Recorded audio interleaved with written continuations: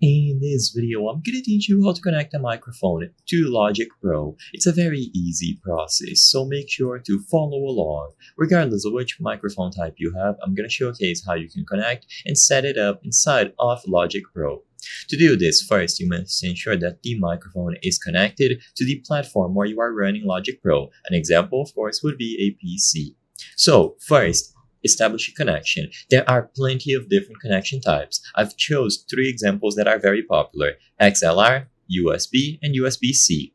In the case of USB and USB-C, it's as simple as finding the corresponding port and plugging them in. There is no secret to this. For XLR, once again, you will plug it into an audio interface and then make the connection between the audio interface and the platform where you will be running Logic Pro. So this might take an intermediary device, but it can provide higher quality audio. So choose whichever option you have available and whichever one you prefer. I'm not going to go too much into detail about establishing this initial connection, since I mainly want to focus on how to set it up inside of Logic Pro.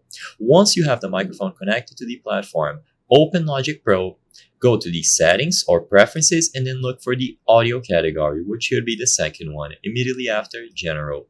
Once you go into audio, you will see output and input devices. Input device refers to your microphone, so all that you have to do is choose the option here, and on the list of available devices, choose the particular microphone that you will be using. As long as you connected it to your PC, your phone, whatever device is running Logic Pro, it is going to be available on the list of input devices, and you can select it from here. With this done, apply the changes and you will be good to go. You can also modify the output devices in additional options, but as long as you select the input device and you apply the changes, you don't have to particularly care about any of the other options.